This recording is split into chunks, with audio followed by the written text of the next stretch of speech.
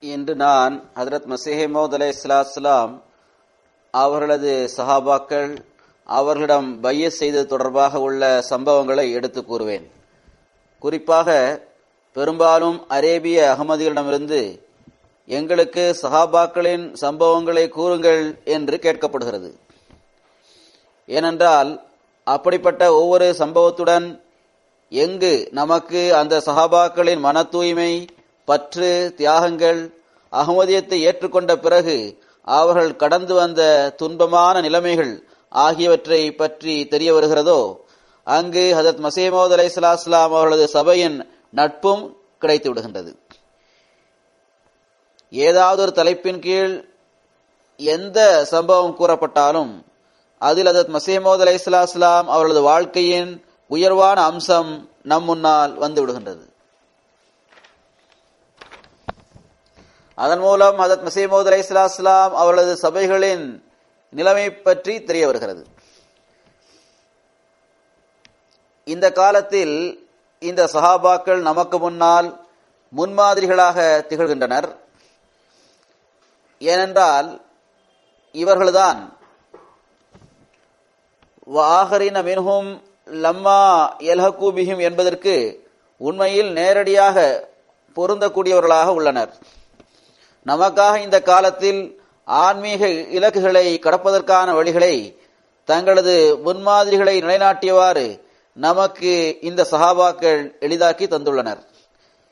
இந்த வழிகளை அவர்கள் நமக்கு காட்டி தந்துள்ளார்கள்.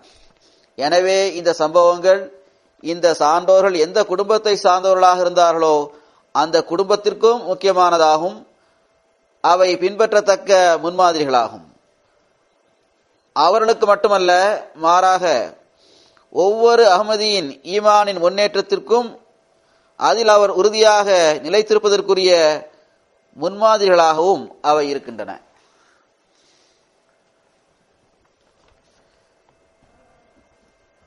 இதனால் புதிதாக பையத் செய்பவர்களும் குறிப்பாக இவற்றை கூறும்படி கேட்கின்றனர்.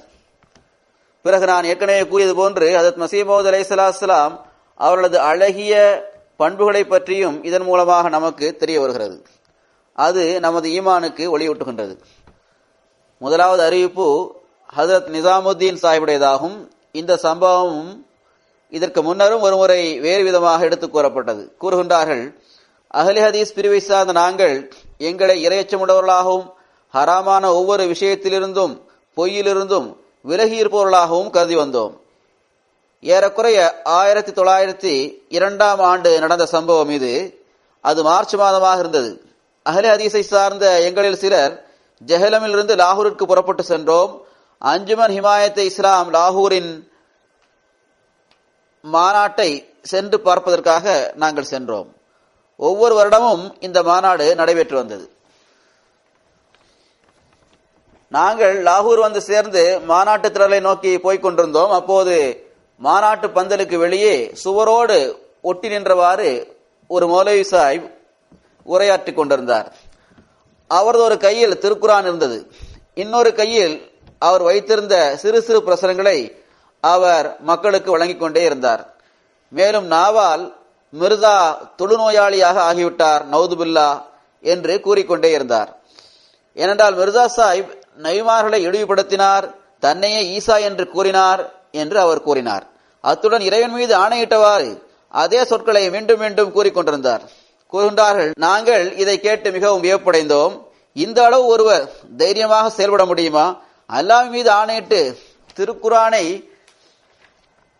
கையில் பிடித்தவாறு அவர் பொய் கூறுவார் என்பதை எங்களது உள்ளம் யூகித்து கூட பார்த்திருக்க முடியாது. கூறுகின்றார்கள், நாங்கள் 3 நபர்கள் இருந்தோம். நான் அவரிடமிருந்து அந்த பிரசுரத்தை வாங்கி படிக்க ஆரம்பித்தேன். இதிலும் மிர்சா தொழுநோயாளியாக ஆகிவிட்டார், அவர் நபிமார்களை இழிவுபடுத்தினார் போன்ற விஷயங்கள் இருந்தது. நவுதுபில்லா. நான் எனது தோழர்களிடம் வாருங்கள் காதியான் செல்வோம் என்று கூறினேன். அல்லாஹ் இவர்களை நேரான வழியில் கொண்டு வர வேண்டியது இருந்தது, பைய செய்வதற்கான சந்தர்ப்பத்தை வழங்க வேண்டியது இருந்தது. இந்த மௌலவியின் இந்த அறிவிப்பு இவர்கள் காதியான் செல்வதற்கு காரணமாக அமைந்துவிட்டது. கூறுகின்றார்கள், இதன் மூலம் மிர்சா சாஹிபின் நிலைமையை கண்ணால் கண்டு அவற்றை எங்களுடன் ஒவ்வொரு நாளும் பேசுகின்ற எங்களது நகரங்களில் உள்ள மிர்சாய்களுக்கு அது பற்றி எங்களால் கூற முடியும் என்று நாங்கள் கருதினோம். 14வது நூற்றாண்டின் ஆலிம்கள் பொய் கூறுகின்றனர் என்று எங்கள் ஆலிம்கள் தொடர்பாக நீங்கள், அதாவது அகமதிகள் செய்யும் ஆட்சேபங்களுக்கு எதிரில் நாங்கள் கண்ணால் கண்ட காட்சியை எங்களால் கூற முடியும். இவ்வாறாக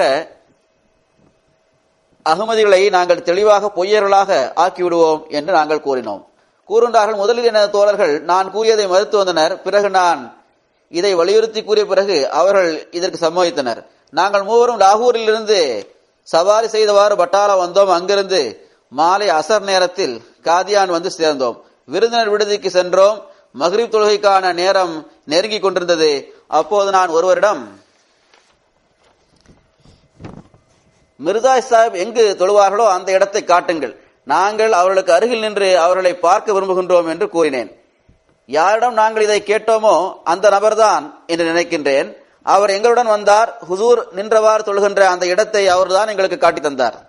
நேரம் நெருங்கிக் கொண்டிருந்ததால் ஹுசூர் அவர்கள் வந்து எனது வலப்பக்கம் நிற்கப் போகின்ற அந்த இடத்தில் சென்று நான் அமர்ந்தேன். மற்ற 2 நண்பர்களும் எனக்கு வலப்பக்கமாக அமர்ந்து கொண்டனர். இந்த பள்ளிவாசல் ஹுசூருடைய வீட்டுடன் ஒட்டியிருந்தது. இதனை இப்போது மஸ்ஜித் முபாரக் என்று கூறுகின்றார்கள். அப்போது அந்த பள்ளிவாசல் எவ்வளவு சிறியதாக இருந்தது என்றால் அதிகபட்சம் நீளமாக 6 அல்லது 7 சஃப்கள் தான் அதில் நிற்க முடிந்தது. ஒரு சஃபில் 6 நபர்களை விட அதிகமான நபர்கள் நிற்க முடியாது.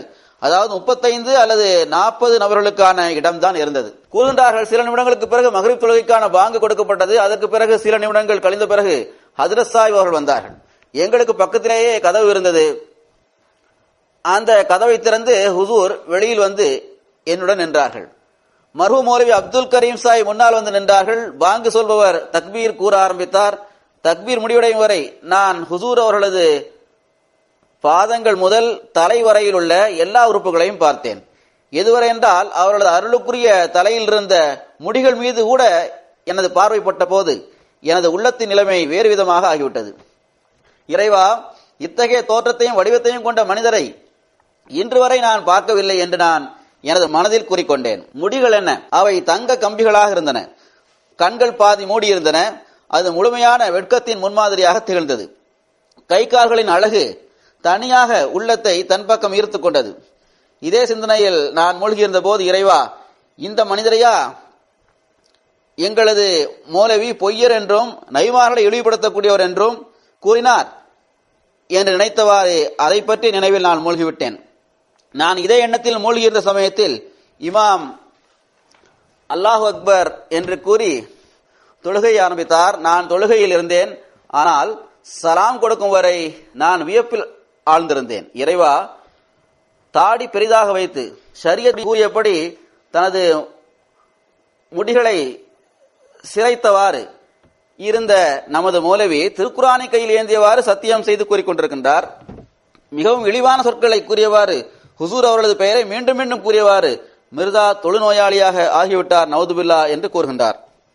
இந்த எண்ணம் எனது உள்ளத்தில் சந்தேகத்தின் இன்னொரு நதியை உருவாக்கியது. திருக்குரானை ஏந்தியவாறு இறைவன் மீது ஆணையிட்டு கூறும் ஒருவர் பொய் கூறுவாரா என்று சில நேரம் உள்ளம் கூறியது. அவர்களது மௌலவிமார்கள் இவ்வாறு கூறுவார்கள் என்று அவரால் எதிர்பார்க்க முடியவில்லை. தொழுகையில் நிற்கக்கூடிய இந்த நபர் மிர்சா அல்லாத வேறொரு நபராக இருப்பாரோ, புதிதாக வருபவர்களை ஏமாற்றுவதற்காக இவ்வாறு செய்திருக்கலாம் என்று உள்ளம் கூறியது.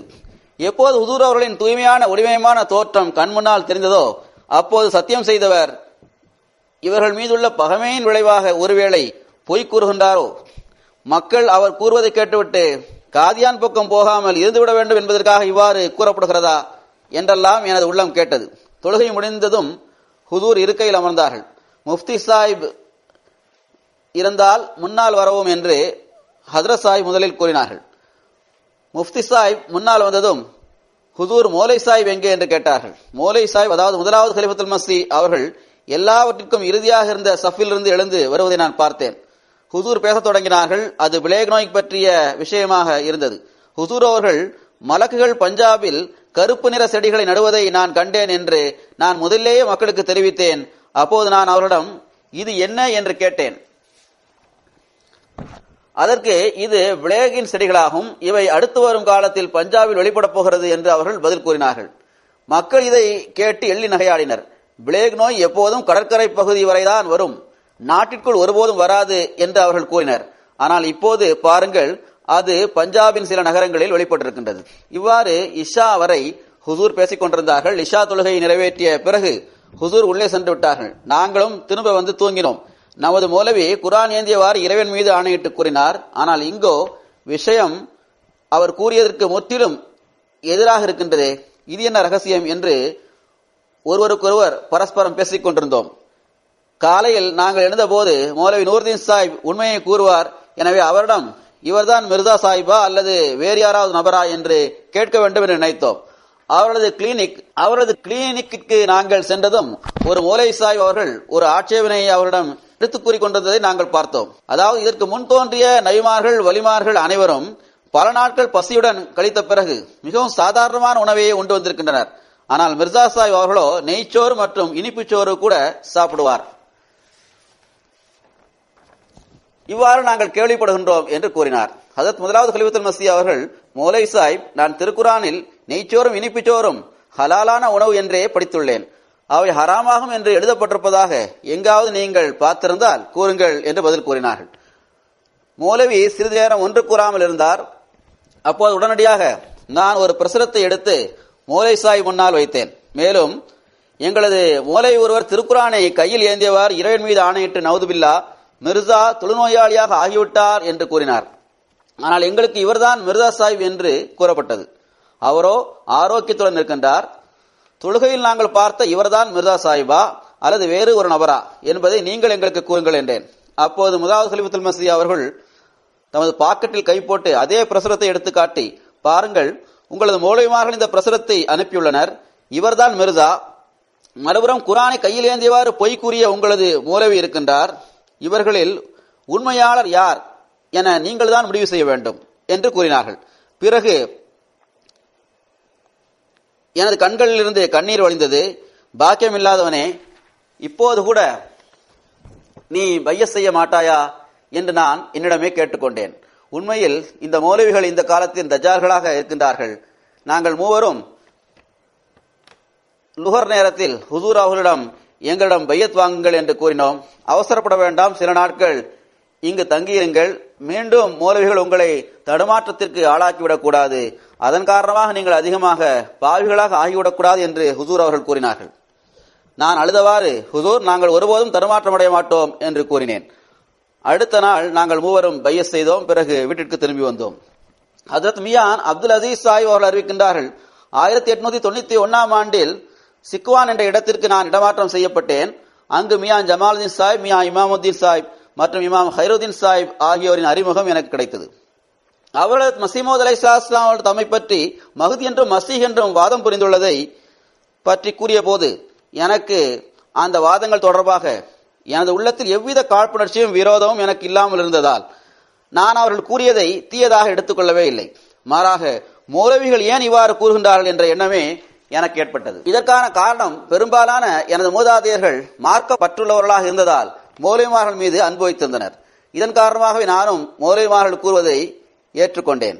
அவர்கள், அதாவது மியா இமாமுத்தீனும் மற்றவர்களும் எனக்கு இதாலே அவ்ஹாம் என்ற நூலை படிப்பதற்காக தந்தபோது நான் அந்த நூலை படிப்பதற்கு முன்னர், இறைவா, நான் முற்றிலும் அறிவிலியாகவும் ஒன்றும் அறியாதவனாகவும் இருக்கின்றேன். எது உனது அறிவில் உண்மையோ அதன் மீது நீ எனது உள்ளத்தை நிலைத்திருக்கும்படி செய்வாயாக என்று நான் துவா செய்தேன்.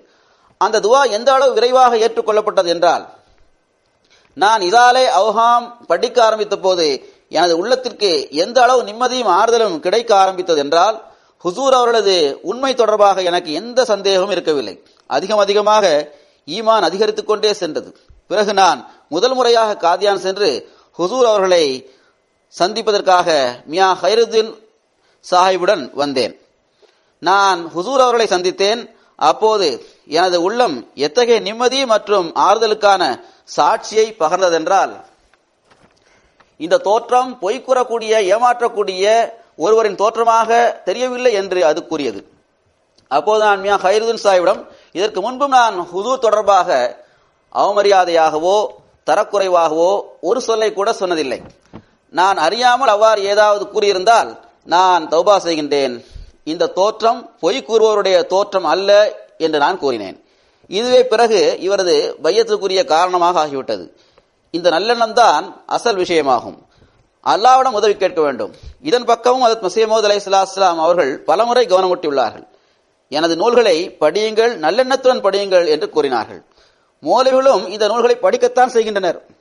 என்றாலும் ஆட்சேபனை செய்வதற்காக படிக்கின்றனர். தீய எண்ணங்களை தவிர இவர்களது மூளைகளில் வேறு எதுவும் இருப்பதில்லை. தூய்மையாளர்களே தன்னை புரிந்து கொள்ள முடியும் என்று திருக்குரானே வாதம் செய்யும் போது அதற்கு எதிரில் வேறு நூல்களுக்கு என்ன தகுதி இருக்க முடியும்? எவ்வாறு இருப்பினும் இன்றிலிருந்து 100 ஆண்டுகளுக்கு முன்னால் அல்லது 150 ஆண்டுகளுக்கு முன்னால் அல்லது இதற்கு முன் எப்போதும் இந்த மௌலவிமார நிலை எவ்வாறு இருந்திருக்கின்றதோ அவ்வாறு இன்றும் இருக்கிறது. ஹஜ்ரத் டாக்டர் முகமது அப்துல்லா சாஹிப் அறிவிக்கின்றார்கள், எனக்கு ஏறக்குறைய 18 அல்லது 19 வயது இருக்கும். 1903ஆம் ஆண்டு டிசம்பர் மாதம் கனவில் நான் ஹஜ்ரத் மஸீஹ் மவ்ஊத் அலைஹிஸ்ஸலாம் அவர்களை சந்தித்தேன். இதற்கு முன் நான் ஹுதூரை ஒருபோதும் பார்த்ததில்லை. நீங்கள் யாருடைய சீடர் என ஹுதூர் என்னிடம் கேட்டார்கள். நான் ஜனாப் முகமது ரசூலுல்லாஹ் ஸல்லல்லாஹு அலைஹி வஸல்லம் அவர்களின் சீடராவேன் என்று நான் கூறினேன். இதற்கு பிறகு எனக்கு ஆயினே கமாலாத்தே இஸ்லாம் மற்றும் திரியாக்குல் குலூப் ஆகிய நூல்களை படிக்க நேர்ந்தது. இதை படித்ததும் எனது இயல்பு அஹ்மதியா இயக்கத்தின் பக்கம் திரும்பியது. 1906ஆம் ஆண்டு நான் இஸ்திகாரா செய்தேன். லாயல்பூர் மாவட்டத்தில் உள்ள கோஜராவில் நான் பணிபுரிந்து வந்தேன். சுபு தொழுகைக்கு பிறகு நான் முற்றிலும் விழித்திருக்கும் நிலையில் கஷ்பு காட்சியில் மாடிப்படிகள் எனக்கு காட்டப்பட்டது. ஒவ்வொரு படியிலும் போர்டு வைக்கப்பட்டிருந்தது. இறுதி படிக்கு இடையில் சிவப்பு நிலத்தில் வெள்ளை நிற சொற்கள் அடங்கிய ஒரு போர்டு தென்பட்டது. அதில் தடித்த எழுத்துக்களில் மிர்சா குலாம் அஹ்மத் காதியானி வாக்களிக்கப்பட்ட மசீஹும் வாக்களிக்கப்பட்ட மஹ்தியும் ஆவார் என எழுதப்பட்டிருந்தது. கூறுகின்றார்கள், 1907ஆம் ஆண்டு சியால்கோட் மாவட்டத்தில் உள்ள ரேயாவில் நான் எனது மாமனார் வீட்டிற்கு சென்றேன். எனது மாமனார் அங்கு ஒரு பொறுப்புள்ள தாசில்தாராக இருந்து வந்தார்கள். எனது மதிப்பிற்குரிய மர்ஹூம் டாக்டர் அப்துல் சத்தார் ஷா சாஹிபுடன் எனது சந்திப்பு ரேயாவில் உள்ள மருத்துவமனையில் வைத்து ஏற்பட்டது. நான் அவருடன் சேர்ந்து காதியான் சென்றேன். லுஹர் நேரத்தில் ஹஜ்ரத் மஸீஹ் மவ்ஊத் அலைஹிஸ்ஸலாம் அவர்களை சந்தித்தேன். 1903ஆம் ஆண்டு நான் கனவில் ஹுசூர் அவர்களின் அங்க அடையாளங்களை ஏற்கனவே பார்த்திருந்தேன். அதே தோற்றத்தில் இப்போது நான் அவர்களை பார்த்தேன். ஆடையும் அவ்வாறே இருந்தது. இது இவரது பயத்திற்கு காரணமாக ஆகிவிட்டது. குசாப் என்ற ஊரை சார்ந்த உமர் ஹத்தாப் சாஹிப் அறிவிக்கின்றார்கள், நான் பருவ வயதை அடைந்ததும் இறைவன் புறமிருந்து நான் நியமிக்கப்பட்டுள்ளேன் என்ற ஹஜ்ரத் மஸீஹ் மவ்ஊத் அலைஹிஸ்ஸலாம் அவர்களின் வாதத்தை நான் கேள்விப்பட்டேன். எந்த அளவு விரைவாக செல்ல முடியுமோ அந்த அளவு விரைவாக ஹஜ்ரத் மஸீஹ் மவ்ஊத் அலைஹிஸ்ஸலாம் அவர்கள் முன்னிலையில் சென்று பையத் செய்யும் நட்பாக்கியத்தை பெற வேண்டும் என்ற ஆர்வம் உருவானது. இறைவனின் அருளால் 1905ஆம் ஆண்டில் எனது உள்ளத்தின் எண்ணத்திற்கேற்ப காதியான் சென்று சேர்ந்தேன். ஒரு சிறிய ஊராக அது இருந்தது. பூசப்படாத சுவர்களை உடைய விருந்தினர் விடுதி இருந்தது. சில மாணவர்கள் படித்து வந்தனர். அவர்களுக்கு நூருதீன் ஆசம், அதாவது மகத்தான நூருதீன் மௌலானா ஹக்கீம் நூருதீன் சாஹிப் ரலியல்லாஹு அன்ஹு அவர்கள் பாடம் கற்பித்துக் கொண்டிருந்தார்கள். அது எனது பார்வையில் தென்பட்டது. சிறிய ஊர், பூசப்படாத சுவர்களை உடைய விருந்தினர் விடுதி, சில மாணவர்கள் என்று கூறி காதியானின் வரைபடத்தை இவர் நம் கண்முன்னால் கொண்டு வந்து விட்டார். ஹஜ்ரத் மஸீஹ் மவ்ஊத் அலைஹிஸ்ஸலாம் அவரது வாதம் அந்த சமயத்தில் அவரை சென்று சேர்ந்தது. கூறுகின்றார்கள், இவ்வளவு பெரிய வாதம், இப்போது இருக்கின்ற இந்த சிற்றூர் ஆகியவற்றை பார்க்கும்போது வியப்பேற்படும் சாத்தியக்கூறுகள் இருந்தன. அதாவது இவ்வளவு பெரிய வாதம், அதற்கெதிரில் சிற்றூரின் நிலைமை இவ்வாறு இருக்கின்றது. இதில் எனக்கு வியப்பு ஏற்பட்டது என்று இவரே கூறுகின்றார். வியப்பு ஏற்படத்தான் செய்யும், உறுதி ஏற்பட முடியாது. அவ்வாறிருந்தும் உள்ளம் உண்மைக்கு சாட்சியாக இருந்தது என்று அவர் கூறுகின்றார். இந்த எல்லா விஷயங்களையும் பார்த்த பிறகும் கூட இவரது வாதம் கண்டிப்பாக உண்மையானது என்ற விஷயத்தில் அவருக்கு உறுதி ஏற்பட்டது. கூறுகின்றார்கள், லெப்பைக் என்று கூறியவாறு மௌலை சாஹிப் அவர்களை, அதாவது முதலாவது கலிஃபத்துல் மஸீஹ் அவர்களை சந்திக்காமலேயே நான் ஒரு துண்டு சீட்டு எழுதி ஹுசூரிடம் கொடுக்கும்படி உள்ளே கொடுத்து அனுப்பினேன். அதில் ஹுசூர் தாங்கள் வெளியே வரவும் பையத் செய்ய வேண்டும் என்று நான் எழுதியிருந்தேன். ஹுசூர் தாங்கள் வெளியே வரவும் நான் பையத் செய்ய வேண்டும், இன்றே திரும்ப செல்ல இருக்கின்றேன் என்று எழுதியிருந்தேன். ஹுசூர் அவர்கள் எழுத்து வடிவில் பதில் அனுப்பியிருந்தார்கள். அதில் தற்போது தலைமுடிக்கு சாயம் பூசப்பட்டுள்ளது, இப்போது 1 மணிக்கு பாங்கு சொல்லப்படும், லொஹர் தொழுகைக்காக நான் மஸ்ஜித் முபாரக்கில் வருவேன் என்று எழுதியிருந்தார்கள். இந்த தருணத்தில் சீக்கியர்களான இருவர் விருந்தினர் விடுதிக்கு ஓடி வந்தனர். அப்போது என்னை தவிர அங்கு வேறு யாரும் இருக்கவில்லை. முடிவெட்டுபவரை விரைவாக அழைத்து வாருங்கள், முடிவெட்ட வேண்டும், பையத் செய்ய வேண்டும் என்று அவர்கள் என்னிடம் கூறினர். எனக்கு இது பற்றி ஒன்றும் தெரியாது என்று நான் கூறினேன். முடிவெட்டுபவர் கிடைப்பது மிகவும் சிரமமாக இருந்தது. இவர்களது வருகை பற்றியும் தகவல் தெரிவித்து துண்டு சீட்டு எழுதி நான் ஹுசூர் அவர்களுக்கு கொடுத்து அனுப்பினேன். ஹுசூர் இதற்கும் ஏற்கனவே கூறிய பதிலைத்தான் தந்திருந்தார்கள். இந்த எளியவன் அவரிடம் காணப்படும் பதட்டமான நிலை பற்றி அவரிடம் கேட்டேன். அதற்கு அவர்கள், நாங்கள் 2 சகோதரர்கள் காதியானுக்கு அருகில் வசித்து வருகின்றோம், மியாமேயில் இராணுவ சாவடியில் பணிபுரிந்து வருகின்றோம். தந்தையார் நோய்வாய்ப்பட்டதால் வீட்டிற்கு வந்தோம். அவருக்கு கடுமையான வேதனை ஏற்பட்டது. எங்களது சீக்கிய சமுதாயத்தை சேர்ந்த ஒரு பெரியவர் எனது தந்தையாரிடம் லா இலாஹ இல்லல்லாஹ் முஹம்மது ரசூலுல்லாஹ் என்ற கலிமாவை ஓதுங்கள், அதனால் உங்களது உயிர் பிரியட்டும் என்று கூறினார். அவர்கள் அவ்வாறே ஓதினார்கள். அவர்களது உயிர் பிரிந்தது. இதனால் எங்களுக்கு எத்தகைய தாக்கம் ஏற்பட்டது என்றால், கடைசி நேரத்தில் ஓதுவதற்கு பகரமாக இந்த கலிமாவை முதலிலேயே நாம் ஓத வேண்டும் என்று நாங்கள் கருதினோம். மிர்தா சாஹிப் வாதம் புரிந்திருந்தார்கள். அடுத்த நாள் இவர்கள், அதாவது இந்த சீக்கியர்கள் பெண்களையும் தங்களுடன் இந்த நிகழ்ச்சியில் பங்கு பெறும்படி அழைத்தார்கள். ஆனால் அவர்களோ கூச்சலிடத் தொடங்கினர். சீக்கிய சமுதாயத்தினர் அங்கு ஓடி வந்து ஒன்று கூடினர். நாங்கள் இவரிடமிருந்து தப்பித்து காதியானுக்கு ஓடி வந்தோம். அவர்கள் தடிகளையும் கம்புகளையும் எடுத்துக்கொண்டு எங்களை சுற்றி வளைத்துக் கொள்வதற்காக வருகின்றனர். எனவே விரைவாக செல்ல வேண்டிய தேவை இருக்கின்றது கூறுகின்றார்கள். இந்த தருணத்தில் பாங்கு சொல்லப்பட்டது. நானும் இந்த நபர்களுடன் சேர்ந்து மஸ்ஜித் முபாரக்கு சென்று சேர்ந்தேன். சிறிய பள்ளிவாசல் எந்த அளவுக்கு நிரம்பியிருந்தது என்றால் அணுவளவு இடம் கூட அங்கு இருக்கவில்லை. 2 சீக்கிய சகோதரர்களின் சம்பவத்தை இவர்கள் கூறியுள்ளார்கள். இது பற்றி இவர்கள் யார், பிறகு இவர்கள் அகமதிகளாக ஆனார்களா இல்லையா என்பதை பற்றி ஆராய்ச்சி செய்யும்படி நான் கூறியிருந்தேன்.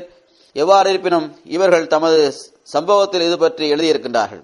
கூறுகின்றார்கள், நாங்கள் பள்ளிவாசலை அடைந்த போது அங்கு எங்குமே எங்களுக்கு இடம் கிடைக்கவில்லை. காலணிகள் வைக்கும் இடத்தில் வியப்புடன் நின்று கொண்டிருந்தோம்.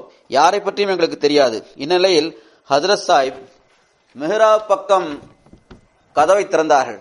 மக்கள் எழுந்து நின்றனர்.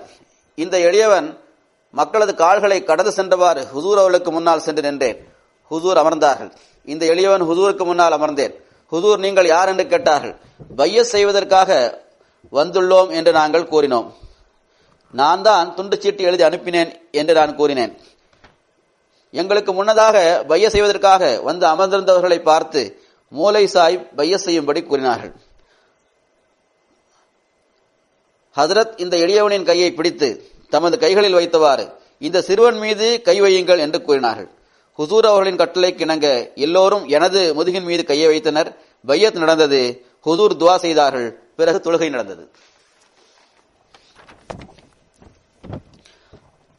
ஹஜ்ரத் ரஹமத்துல்லா சாஹிப் அஹமதி பென்ஷனர் அறிவிக்கின்றார்கள், ஹஜ்ரத் மசீமௌத் அலைஹிஸ்ஸலாம் அவர்கள் சில மாதங்களுக்காக லூதியானாவில் தங்கியிருந்தார்கள். அப்போது எனக்கு ஏறக்குறைய 17 அல்லது 18 வயது இருக்கும். அது எனது மாணவ பருவத்தின் காலகட்டமாக இருந்தது. நான் பலமுறை ஹுசூர் அவர்கள் முன்னால் ஆஜரானேன். ஹுசூர் அவர்களது முகத்திலிருந்தும் வழிந்து கொண்டிருந்த அந்த ஒளி எனக்கு தெரிந்தது. அதன் காரணமாக எனது உள்ளம் இது பொய்யருடைய முகமே அல்ல என்பதை வலுக்கட்டாயமாக என்னை கூற வைத்தது. அக்கப்பக்கத்தில் இருந்த மௌலவிகள் என்னை சந்தேகத்தில் ஆழ்த்தினர். இந்த சமயத்தில் ஹுசூர் அவர்களுக்கும் மௌலவி முகமது ஹுசைன் சாஹிப் பட்டாலிவிக்கும் இடையில் லூதியானில் வைத்து விவாதம் நடைபெற்றது. அதில் நான் கலந்து கொண்டேன். அதற்கு பிறகு இறைவன் எனது நேர்வழிக்காக இசாலே அவுகாம் என்ற நூலின் 2 பாகங்களையும் எனக்கு அனுப்பி தந்தான்.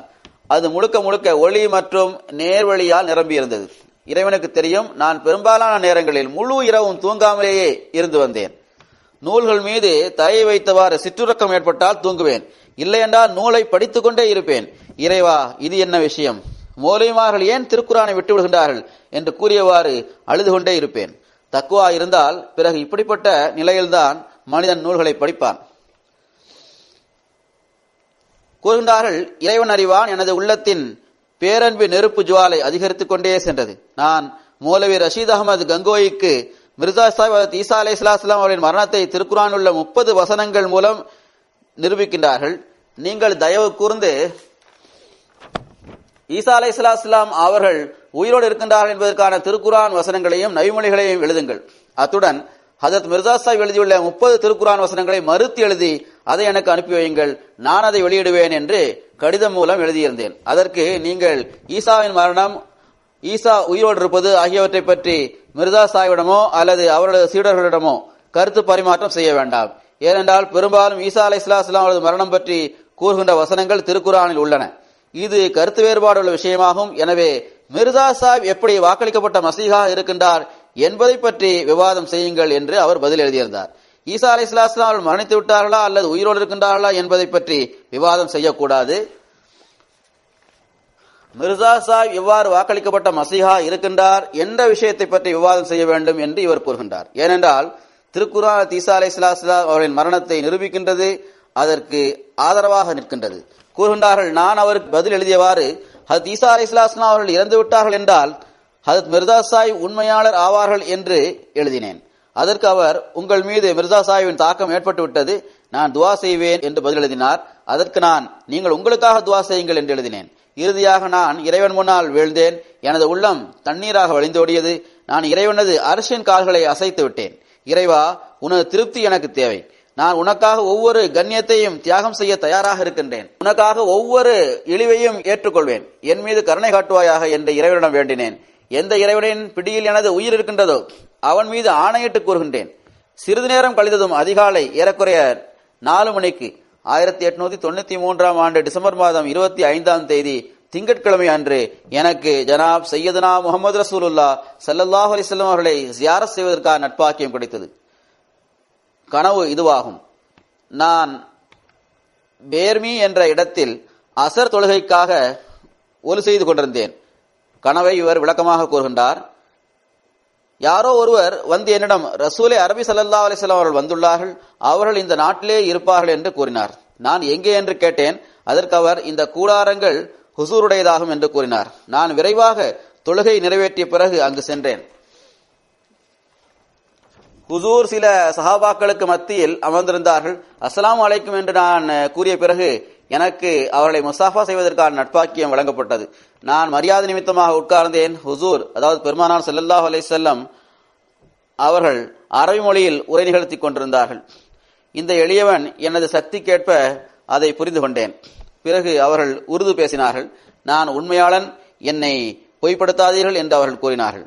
ஆமன்னா வ சத்தக்னா யா ரசூல் அல்லாஹ் என்று நான் கூறினேன். அந்த முழு கிராமமும் முஸ்லிம்களுடையதாக இருந்தது. ஆனால் யாருமே அவர்களுக்கு அருகில் வரவில்லை.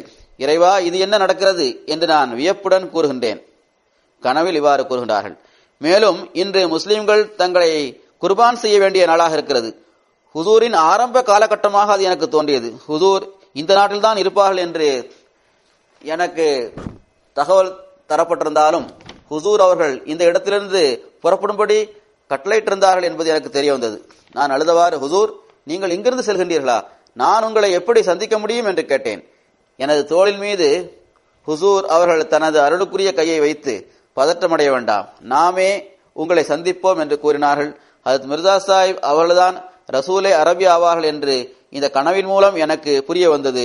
செயலளவில் இது எனக்கு புரிய வைக்கப்பட்டது. நான் பையத்திற்கான கடிதம் எழுதினேன். 1898ஆம் ஆண்டு டிசம்பர் மாதம் 23ஆம் தேதி செவ்வாய்க்கிழமை அன்று காதியானிற்கு வந்து மக்ரிப் தொழுகைக்கு பிறகு பைய செய்யும் நட்பாக்கியம் எனக்கு கிடைத்தது. இறைவனது அருள் எனக்கு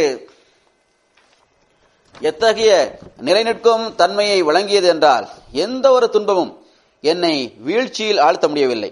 இவையெல்லாம் ஹுசூர் அவர்களின் நட்பின் விளைவாகவே எனக்கு கிடைத்தது. அது மீண்டும் மீண்டும் எனக்கு கிடைத்தது. இந்த கைகளுக்கு ஹுசூர் அவர்களது முழங்கால்களை பிடிக்கின்ற பெருமையும் கிடைத்தது.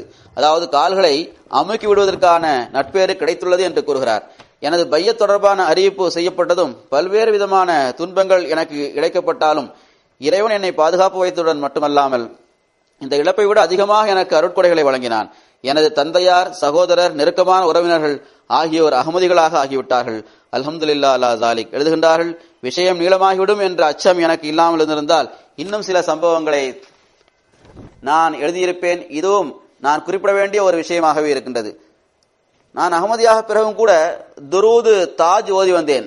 இவர்கள் பல்வேறு வகையான துருதுகளை உருவாக்கியுள்ளனர். இதுவும் துரூதின் ஒரு வகையாகும். லூதியானாவை சார்ந்த மௌலவி அப்துல் காதிர் சாஹிப் அவர்கள் எனக்கு பிறகு அகமதியாக ஆகியிருந்தார்கள். அவர்கள் என்னிடம் இது ஷிர்காகும், இதை ஓத வேண்டாம் என்று கூறி என்னை தடுத்தார்கள். அதற்கு நான் இதை வாக்களிக்கப்பட்ட மசீஹ் மூலமாக கூற வையுங்கள், பிறகு நான் இதை விட்டுவிடுவேன் என்று கூறினேன். தற்செயலாக ஒரு ஆண்டு மாநாட்டு சமயத்தில் இந்த எளியவனும் மௌலவி சாஹிபும் ஒன்றாக இருந்தோம். ஹுசூர் காற்று வாங்குவதற்காக உலாவுவதற்காக வெளியில் வந்தார்கள். அப்போது மௌலவி சாஹிப் ஹுசூரிடம், ஹுசூர், முன்ஷிர் அஹமதுல்லா சாஹிப் துரூது தாஜ் ஓதுகின்றார். நான் இது ஷிர்க் என்று கூறி தடை செய்தேன். ஹுசூர் என்னை பார்த்தவாறு இது என்ன என்று கேட்டார்கள். அதாவது துரூது தாஜ் ஓதுங்கள், நீங்கள் ஓதுகின்ற அந்த துரூத் என்ன என்பதை எனக்கு கூறுங்கள் என்று ஹுசூர் கேட்டார்கள். நான் அதனை ஓதி கேட்பித்தேன். அப்போது இதில் ஷிர்க் இல்லை என்று ஹுசூர் கூறினார்கள். மௌலை சாஹிப் இதில் தாஃபியுல் பலாய் வல் வபாய் வல் கஹத்தி வல் மரதி வல் அலமி என்று வருகிறது என்று சொன்னார். இந்த சொற்கள் வருகின்றன என்று கூறினார். இதை கேட்ட ஹுசூர், அது நபிகள் நாயகம் ஸல்லல்லாஹு அலைஹி வஸல்லம் அவர்களின் உயர் தகுதியை மக்கள் புரிந்து கொள்ளவில்லை. பெருமானார் ஸல்லல்லாஹு அலைஹி வஸல்லம் அவர்களது பெயர் தாஃபியுல் பலாய் வல் வபாய் என்பதில் என்ன சந்தேகம் இருக்கிறது என்று கேட்டார்கள்.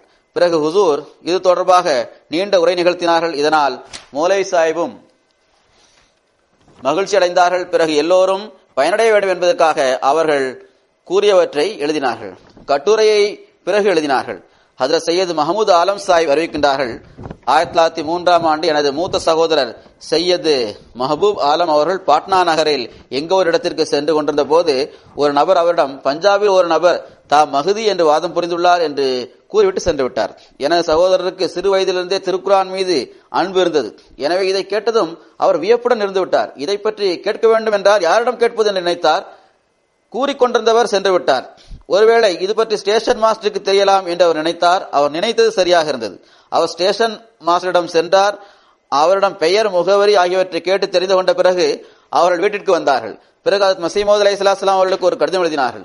அதில், எனக்கு உங்களது நிலைமைகள் பற்றி தெரியாது, உங்களது பெயரை மட்டுமே நான் கேள்விப்பட்டிருக்கின்றேன். தயவு செய்து நீங்கள் உங்களது நூல்களை எனக்கு அனுப்பித்தாருங்கள், நான் அதை படித்துவிட்டு உங்களிடம் திருப்பி தந்து விடுவேன் என்று எழுதியிருந்தார். மௌலவி அப்துல் கரீம் சாஹிப் ரலியல்லாஹு அன்ஹு அவர்கள் நூல்களை அனுப்பி கொண்டிருந்தார்கள். எனது சகோதரர் அவற்றை படித்துவிட்டு திரும்ப கொடுத்து வந்தார். மக்கள் அப்போதிருந்தே அவரை எதிர்க்க ஆரம்பித்தனர். ஆனால் சகோதரர் அவர்கள் உறுதியாக நிலைநின்றவாறு சிறிது காலம் கழிந்த பிறகு பைய செய்து விட்டார். நானும் சிறிது காலம் கழிந்த பிறகு எனது சகோதரர் மூலமாக நூல்களை படித்தேன். பிறகு நானும் பைய செய்து விட்டேன். அகமதியத்தை ஏற்றுக்கொள்வதற்கு சில காலம் முன்பு நான் நகரத்திலிருந்து வீட்டிற்கு சென்றேன். அங்கு தற்செயலாக தந்தையாருடன் தூங்கினேன். கனவில் தந்தையாரிடம் வகுத்து, இமாம் ஹுசைன் ரலியல்லாஹு அன்ஹு அவர்கள் உன்னுடன் தூங்கிக் கொண்டிருக்கும் இந்த சிறுவர் மிகப்பெரிய வக்கீலாக ஆகிவிடுவார் என்று கூறினார்கள். அப்போது நான் எனது தந்தையாரிடம், இந்த கனவுக்கான விளக்கம் நான் அகமதியாகுவதுதான், பெரிய பெரிய மனிதராக ஆகுவதாக நீங்கள் கனவில் பார்த்தது நிறைவேறிவிட்டது என்று கூறுகின்றார்கள். 2 வருடங்களாக தொடர்ச்சியாக ஒரு அபாயகரமான நோயால் நான் பாதிப்பிற்கு ஆளானேன். மிக நீண்ட காலமாக இந்த நோய் நீடித்தது. 2 வருடங்கள் வரை இந்த நோய் நீடித்தது. மிகவும் அபாயகரமான நோயாக அது இருந்தது. இந்த நோயிலிருந்து விடுபட்டு ஆரோக்கியமான நிலை அடைவதற்கு முன்பாகவே காதியான் செல்வதற்கான பேரார்வம், இன்னும் சொல்வதென்றால் அந்த விஷயத்தில் ஒரு பைத்தியமே எனக்கு பிடித்திருந்தது. நேசமே, நீ வியக்கத்தக்க அடையாளங்களையும் தாக்கத்தையும் ஏற்படுத்தி விட்டாய். காயத்தையும் அதற்கான சிகிச்சையையும் நீ ஒன்றாக்கி விட்டாய். நேசமானது எத்தகைய அடையாளங்களை வெளிப்படுத்தின என்றால், தனது அன்பர் மீது கொண்ட நேசத்தின் காரணமாக காயமும் அதற்கான சிகிச்சையும் சமமானதாக ஆகிவிட்டது. கூறுகின்றார்கள், எனது சகோதரர் என்னிடம் மிகவும் பிடிவாதமாக, காதியானில் பொக்கிஷம் ஒன்றுமில்லை, நான் காதியான் செல்வதற்காக எண்ணம் வந்ததும் எனது சகோதரர் என்னிடம், நீ காதியான் சென்றே ஆக வேண்டும் என்றிருந்தால் மெட்ரிக் பரீட்சை எழுதி அதில் பாஸ் ஆன பிறகு செல்லுங்கள், அதனால் அங்கு சென்ற பிறகு சிரமம் இருக்காது என்று என்னிடம் கூறினார். பெற்றோர்கள் கைர் அகமதிகளாக இருப்பதனால் அவரிடமிருந்து எதையும் எதிர்பார்க்க முடியாது. பயணத்திற்கு தேவையானவற்றை தருவதற்கு சகோதரரும் தயாராக இல்லை, பெற்றோர்களும் தயாராக இல்லை. நோயின் காரணமாக எனது உடல் மிகவும் பலவீனமாக ஆகிவிட்டது. 2 அல்லது 4 மைல்கள் செல்வதற்கான சக்தி என்னிடம் இருக்கவில்லை. 1 மைல் செல்வதற்கான சக்தி கூட என்னிடம் இல்லை என்றே கூறலாம். ஆனால் இறைவன் எனது உள்ளத்தில் உணர்வை ஏற்படுத்தினான். நான் நடந்து செல்வதற்கு தயாராகிவிட்டேன். அந்த சமயத்தில் நான் பாட்னாவில் இருந்தேன். செல்லும் போது பெற்றோர்களை சந்தித்துவிட்டு செல்லும்படி மக்கள் ஆலோசனை கூறினார்கள். ஆனால் நான் அதை மறுத்துவிட்டேன். எனது தாயாரின் அழுகை மற்றும் முறையீட்டின் காரணமாக எனது பாதங்கள் உறுதியாக நிலைத்திருப்பதிலிருந்தும் விலகிவிடலாம். அதன் காரணமாக காதியான் செல்வதற்கான எனது எண்ணத்தை நான் கைவிட்டு விடலாம். எவ்வாறு இருப்பினும் நான் நடக்க ஆரம்பித்தேன். நடந்து கொண்டே இருந்தேன். அவ்வாறு நான் செல்ல ஆரம்பித்த போது வாக்களிக்கப்பட்ட மசீஹிற்கு ஒரு போஸ்ட் கார்டு எழுதினேன். எனது பயணத்தின் நிலைமைகளை அதில் எழுதியிருந்தேன். எனக்காக துவா செய்யுங்கள் என்று எழுதியிருந்தேன். என்னிடம் பைசா எதுவும் இல்லை, ஆரோக்கிய நிலையை மிகவும் பலவீனமானதாக இருக்கின்றது. ஆனால் நான் பயணத்திற்காக தயாராகிவிட்டேன். மிகவும் பலவீனமானவனாக நான் உள்ளேன் என்று எழுதியிருந்தேன். இன்னொரு கார்டு சகோதரருக்கும் எழுதினேன். எனது சகோதரர் வேறு இடத்தில் இருந்தார். நான் செல்கின்றேன், காதியான் வரை சென்று சேர்ந்தால் கடிதம் எழுதுவேன். வழியில் நான் மரணித்து விட்டால் எனது சடலம் தொடர்பாக யாருக்கும் எதுவும் தெரியாமல் ஆகிவிடும் என்று எழுதியிருந்தேன். கூறுகின்றார்கள், நான் பயணத்திற்காக முன்னெச்சரிக்கையாக மேற்கொள்ள வேண்டிய விஷயங்களை மேற்கொண்டேன். ரயில்வே லைனின் வரைபடத்தை எடுத்துக்கொண்டேன். விரைவாக சில நூல்களை விற்று அதன் மூலம் கிடைத்த பைசாவை வைத்துக் கொண்டேன். கூறுகின்றார்கள், நான் மிகவும் பலவீனமானவனாக இருந்தேன். ஆனால் கடக்க வேண்டிய தூரம் மிக அதிகமாக இருந்தது. இதனால் 50 அல்லது 60 மைல்கள் வரை ரயிலில் பயணம் செய்தேன். ஆரோக்கியம் பலவீனமாக இருந்ததால் எனது உறுதிப்பாட்டில் பலவீனம் ஏற்படாமல் இருப்பதற்காக 60 அல்லது 70 மைல்கள் கடந்த பிறகு திரும்பி வருவதற்கான தைரியம் இருக்காது என்று நான் கருதினேன். இவ்வாறு திரும்ப வருவதற்கு பகரமாக முன்னேறி சென்று கொண்டே இருந்தேன். கூறுகின்றார்கள், இந்த பயணத்தில் நாள்தோறும் நான் 30 மைல்கள் நடந்தேன். எங்கு இரவு வந்துவிடுமோ அங்கு தங்கிவிடுவேன். சில நேரங்களில் ஸ்டேஷனிலும் சில நேரம் நடமாட்டமில்லாத பகுதிகளிலும் தங்குவேன். பாதங்கள் காயமுற்றிருந்தன. இறைவா, எனது கண்ணியத்தை நிலைநிறுத்துவாயாக, என் மீது கருணை காட்டுவாயாக என நான் துவா செய்து வந்தேன். இரவை கழிப்பதற்காக ஏதாவது ஒரு இடத்தில் தங்கும்போது மிகுந்த வேதனையின் காரணமாக எனது கால்களை அது இருந்த இடத்திலிருந்து என்னால் அசைக்க முடியாமல் இருந்தது. சுபுகு நேரம் வந்ததும் தொழுதுவிட்டு நடப்பதற்காக பாதங்களை எடுத்து வைப்பேன். கால்கள் அது இருந்த இடத்திலிருந்தும் அசையாமல் இருந்தன. ஆயிரக்கணக்கான கஷ்டங்களை சகித்தவாறு அவற்றை நான் அசைப்பேன். ஆரம்பத்தில் மிகவும் மெதுவாக பாதங்களை எடுத்து வைப்பேன். சில நிமிடங்கள் கழிந்த பிறகு முழுமையாக விரைவாக நடக்கும் நிலைக்கு வந்து விடுவேன். கால்கள் ஷூ அணிவதற்கு தகுதியற்றதாக இருந்தது.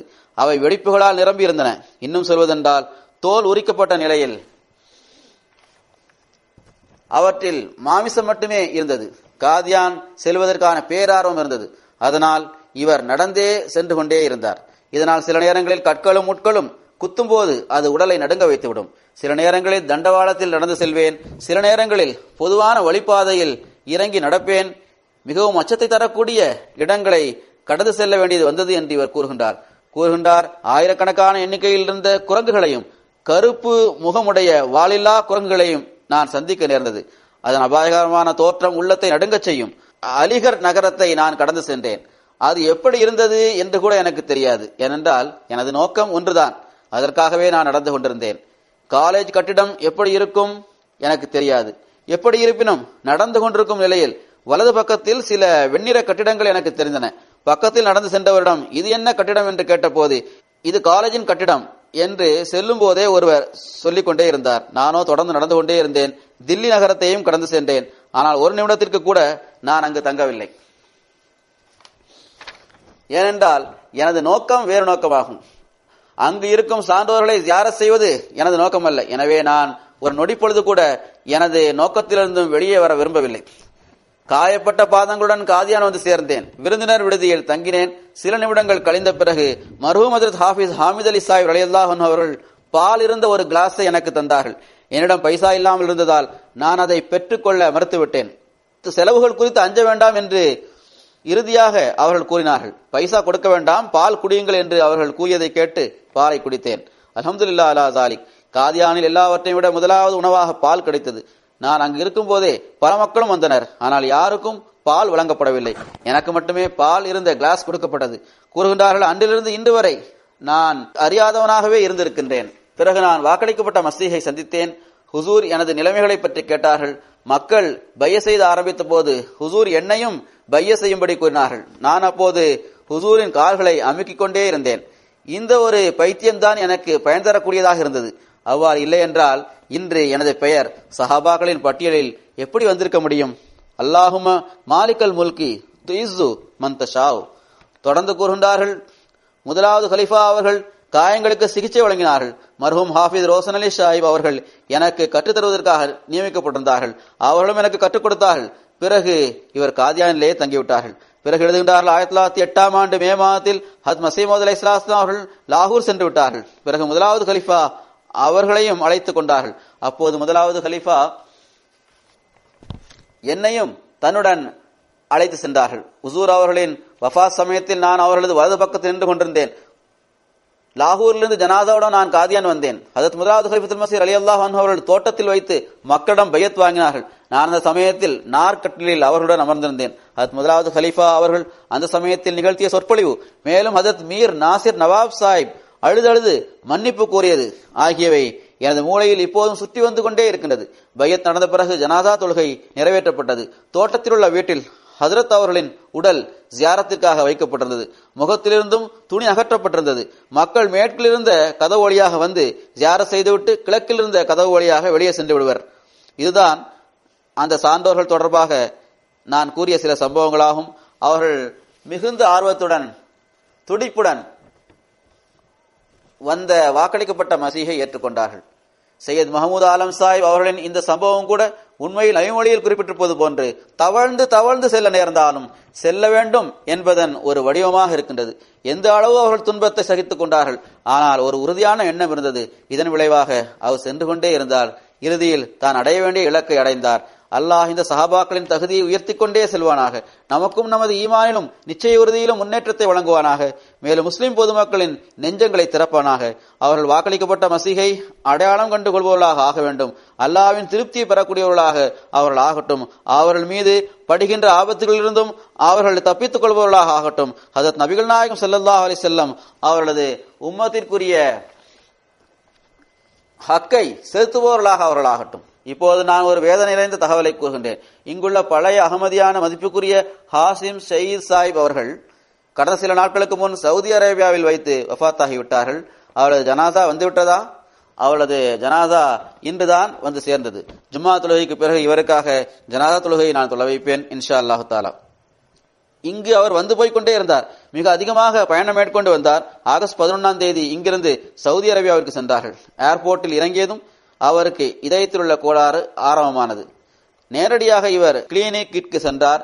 அங்கேயே அவருக்கு திடீரென்று ஹார்ட் அட்டாக் வந்தது. பிறகு அங்கேயே வஃபாத்தாகிவிட்டார்கள். இன்னா லில்லாஹி வ இன்னா இலைஹி ராஜிஊன்.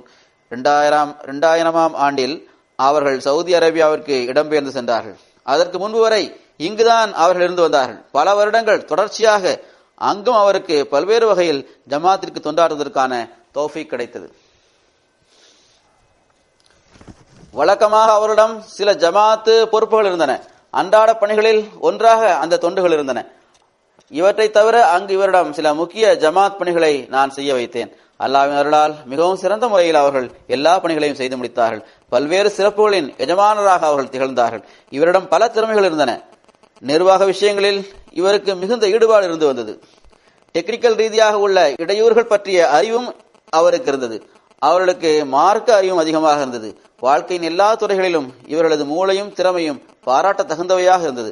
ஆனால் மிகவும் பணிவான இயல்பை உடையவராகவும் அன்புடனும் நேசத்துடனும் பரிவு காட்டுபவராகவும் மிருதுவான நடையில் பேசுபவராகவும் மிகுந்த அனுதாப உணர்வு உடையவராகவும் தூய உள்ளம் கொண்டவராகவும் இவர் இருந்தார். ஒவ்வொருவருடனும் கலப்பற்ற தூய தொடர்பு வைத்திருந்தார். சந்தாக்கள் மற்றும் பொருளாதார திட்டங்களில் அதிகமான ஆர்வத்துடன் பங்கு பெறுபவராக இருந்தார். அடியார்களுக்குரிய உரிமைகளை நிறைவேற்றுவதில் கவனம் செலுத்துபவராக இருந்தார். ஒருவருக்கு சிறு துன்பம் நேர்வதை கண்டாலும் அவர் அமைதியற்ற நிலையில் காணப்படுவார். அவருக்கு உதவி செய்யாதவரை இவருக்கு நிம்மதியே ஏற்படாது. அவரது பக்கத்து வீட்டுக்காரர் என்னிடம் கூறினார், அதாவது இந்த பக்கத்து வீட்டுக்காரர் ஜமாத்துக்காக தனது வாழ்க்கை அர்ப்பணித்தவர் ஆவார். அவர் கூறினார், கொடுங்காற்று மற்றும் புயல் காரணமாக வீட்டிற்கு இடையில் இருந்த மரத்தாலான சுவர் ஒன்று இடிந்து விழுந்தது. அந்த சமயத்தில் பயணத்தில் செல்ல வேண்டிய இருந்தும் கூட இவர் கவலைப்பட வேண்டாம், நானே அதை சரி செய்து விடுவேன் என்று கூறிவிட்டு 2 நாட்கள் கழிந்த பிறகு அவரே அந்த சுவரை சரி செய்து விட்டார். எவ்வாறு இருப்பினும் மிகுந்த மன தூய்மை உள்ள மக்களுக்கு பயன் தரக்கூடிய நபராக இவர் இருந்தார். கிலாபத்திற்காக தன்னை அர்ப்பணிப்பவராகவும் ஜமாத் அமைப்பு நிலைத்திருப்பதற்காக தொண்டாற்றுபவராகவும் செயலளவில் எப்போதும் தயாராக இருப்பவராகவும் இருந்தார். இவருக்கு பின்னால் இவரது மனைவியும் ஒரு மகளும் இருக்கின்றார்கள். அரபிக் டெக்ஸை சார்ந்த இக்ரிமா சாஹிப் அவர்கள் எனக்கு முன்னால் அமர்ந்துள்ளார்கள். அவர்கள் எனக்கு எழுதினார்கள், ஜமாத்தின் செல்வங்களையும் நபர்களையும் எப்போதும் கருத்தில் கொள்கின்ற அகப்பார்வை மிக்க மனிதராக இவர்கள் இருந்தார்கள். ஜமாத் ரீதியாக நாட்டின் உட்புற மற்றும் வெளிநாட்டு விவகாரங்கள் மீது இவருக்கு ஆழ்ந்த பார்வை இருந்தது. மிகவும் வீரமிக்க மனிதராக இவர் இருந்தார். இறைவனது வழியில் எந்த பணியை செய்து முடிப்பதற்கும் எதை பற்றியும் கவலைப்படாதவராக அவர்கள் இருந்தார்கள். மிகவும் தாராள மனமுடைய நல்லொழுக்கம் உள்ள மனிதராக இருந்தார்கள்.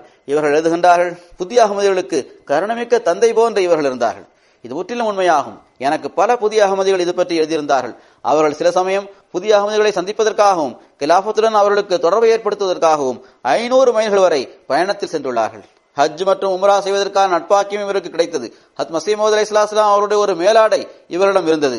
ஹஜ் அல்லது உம்ரா செய்யும் சமயத்தில் அந்த ஆடை அணிந்தவாறு இறையில்லமான கஅபாவை அந்த ஆடையால் தொட்டார்கள்.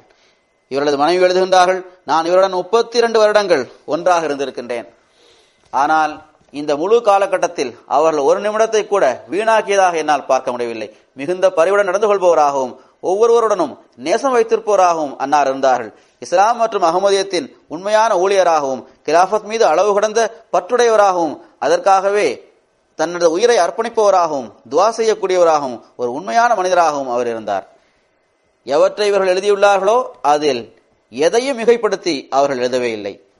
தொடர்ந்து எழுதுகின்றால், அவர்கள் தங்கள் வாழ்க்கையை மிகுந்த கட்டுப்பாட்டுடனும் நேரத்தை பேணியவாறும் கழித்தார்கள். 40 வருடங்களுக்கு அதிகமாக 9 1 பங்கை வசிய செய்திருந்தார்கள்.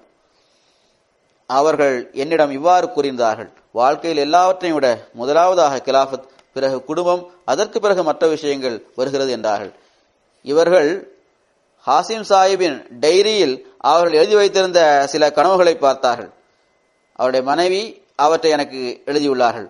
ஒரு கனவு தொடர்பாக அவர்கள் இவ்வாறு எழுதியுள்ளார்கள், ஒரு இரவில் 4 முறை இவர்கள் ஹஜ்ரத் நபிகள் நாயகம் ஸல்லல்லாஹு அலைஹி வஸல்லம் அவர்களை சந்தித்தார்கள்.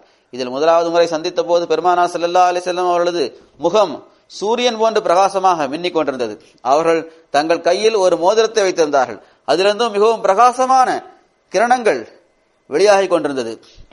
அவர்கள் தலையணையை வைத்து சாய்ந்து அமர்ந்தவாறு ஏதோ படித்துக் கொண்டிருந்தார்கள்.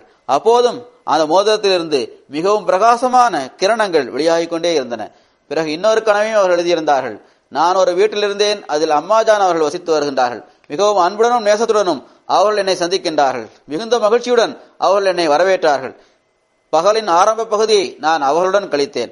இந்த சமயத்தில் அம்மாஜான் அவர்கள் மஸீஹ் மவ்ஊத் அலைஹிஸ்ஸலாம் அவர்களது வாழ்வில் நடந்த எண்ணற்ற சம்பவங்களை, நிகழ்ச்சிகளை எனக்கு கூறுகின்றார்கள். இவ்வாறு 5 அல்லது 6 மணி நேரம் கழிந்த பிறகு ஹஜ்ரத் அம்மாஜான் அவர்களும் நானும் ஹஜ்ரத் மஸீஹ் மவ்ஊத் அலைஹிஸ்ஸலாம் அவரது வீட்டிற்கு சென்று முழு நேரம் அங்கேயே கழிக்கின்றோம். அப்போது மஸீஹ் மவ்ஊத் அலைஹிஸ்ஸலாம் அவர்கள் தமது தூய வாழ்க்கையிலிருந்தும் எண்ணற்ற சம்பவங்களை எனக்கு கூறினார்கள். மேலும் சில வழக்குகள் பற்றி கூறும்போது, அல்லாஹ் எனக்கு இந்த இல்ஹாமை இறக்கினான், இந்த வகையை அறிவித்தான் என்று கூறினார்கள். பிறகு வஹி இறங்கும் வழிமுறை மற்றும் இது தொடர்பான எல்லா விஷயங்களையும் விளக்கி கூறினார்கள். பிறகு வஹியின் சொற்களையும் கூறினார்கள். மாலை நேரத்தில் நான் அங்கிருந்து அவரிடம் விடைபெற்றுக் கொண்டு வந்தபோது கனவிலேயே உரையாடல் சொல் வடிவில் இல்லாமல் உணர்வாகவே இருந்தது. எந்த தோற்றமும் தென்படவில்லை. இவ்வாறே அவர்கள் என்னையும் கனவில் கண்டார்கள். என்னிடம் அவர்கள் நான் வஃபாத்தாகிவிட்டேன் என்று அதில் கூறுகின்றார்கள். நீங்கள் எனது ஜனாதாவிற்கு தொழ வைத்தீர்கள் என்று கூறுகின்றார்கள். இதை கேட்ட நான், இது உண்மையாகும், செல்லுங்கள், உணவருந்துங்கள் என்று கூறுகின்றேன். இதற்கு பிறகு எனது கண்கள் திறந்தது என்று இவர் கூறுகின்றார். அல்லாஹு தாலா ஜன்னத்துல் ஃபிர்தௌஸில் தனது விருந்தோம்பலை இவருக்கு வழங்குவானாக. நான் ஏற்கனவே கூறியது போன்று ஒரு நீண்ட காலகட்டம் யூகேயில் இவர்கள் ஜமாத்து தொண்டுகளில் ஈடுபட்டு வந்தார்கள். முதலில் 4வது கலீஃபத்துல் மஸீஹ் ரஹ்மத்துல்லாஹி தஆலா அவர்கள் இவர் இங்கிலாந்தை விட்டும் வெளியில் செல்வதற்கு அனுமதி வழங்காமல் இருந்தார்கள். பல்வேறு இடங்களில் இவருக்கு நல்ல வேலை கிடைத்திருந்தும் கூட இவர் இங்கிலாந்திலேயே இருக்க வேண்டும் என்று கூறப்பட்டது. இவர் படித்தவராக இருந்தார், தனது பணிகளில் திறமை பெற்றவராக இருந்தார். பிறகு 2000ஆம் ஆண்டில் அவர்களுக்கு அன்னார் அனுமதி வழங்கினார்கள். படித்தவராகவும் தனது பணிகளில் திறமை பெற்றவராகவும் இருந்தும் கூட நான் மிகவும் படித்தவன் என்று அவர்கள் காட்டிக்கொள்வதே இல்லை. அதனால் கர்வம் உருவாகிவிடக் கூடாது என்பதற்காகவே அவ்வாறு இருந்தார்கள். 4வது கலீஃபத்துல் மஸீஹின் வஃபாத்திற்கு பிறகு எனக்கு இவருடன் முதலாவது தொடர்பு ஏற்பட்டது. அப்போது நான் பாகிஸ்தானிலிருந்து இங்கு வந்திருந்தேன். ஜனாதா அடக்கம் செய்யப்படுவதற்கு முன்னதாக இவர் மிகுந்த பணிவுடன் பல்வேறு அறிவிப்புகளை எழுதி கொண்டு வந்தார். அந்த அறிவிப்புகளை வெளியிட வேண்டியது இருந்தது. எம்டிஏவில் அந்த அறிவிப்புகள் செய்யப்பட வேண்டியது இருந்தது. எப்போதெல்லாம் இவரிடம் இந்த சொற்றொடரை இப்படி எழுதுங்கள், இங்கு இந்த சொல்லை பயன்படுத்துங்கள், அதுதான் பொருத்தமான செயலாகும் என்று கூறும்போது உடனடியாக எதையும் கூறாமல் அதை மாற்றி விடுவார்கள். நான் முழு வாழ்நாளையும் இங்கு கழித்துள்ளேன், நான் படித்தவன், இது எனக்கு திறமை இருக்கிறது, சிறந்த அறிவிப்பாக எனது அறிவிப்பே இருக்க முடியும் என்றெல்லாம் அவர் ஒருபோதும் கூறியதில்லை. மாறாக எவ்வாறு கூறப்பட்டதோ அவ்வாறு அதில் மாற்றம் செய்தார்கள். இவரது பணிவு ஒவ்வொருவருக்கும் ஒரு முன்மாதிரியாக இருக்கின்றது. இவரது தொண்டாற்றும் உணர்வும் ஒவ்வொருவருக்கும் முன்மாதிரியாக இருக்கின்றது. கிலாபத்திற்கு கீழ்ப்படிவது, அதன் மீது அன்பு கொள்வது ஆகியவற்றில் இவர் முன்மாதிரியாக திகழ்ந்தார். ஓய்வு பெறுவதற்கு முன்னதாக இவர் என்னிடம், நான் வேலை பார்த்து வருகின்றேன், ஆனால் நீண்ட காலகட்டமாக வக்ஃபு செய்ய வேண்டும் என்பது எனது ஆசையாகும் என்று கூறினார். உண்மையிலே இதற்கு முன்னரும் பலமுறை இவர்கள் என்னிடம் இதை கூறியிருந்தார்கள். நான் வக்ஃபு செய்ய விரும்புகின்றேன் என்று கூறினார். ஆனால் நான் எப்போதும் அவரிடம், நீங்கள் இப்போது எங்கு உள்ளீர்களோ அங்கு உங்களுக்கு தேவை இருக்கின்றது, எனவே நீங்கள் வக்ஃபில் உள்ளீர்கள் என்று கருதி கொள்ளுங்கள் என்று கூறியிருந்தேன்.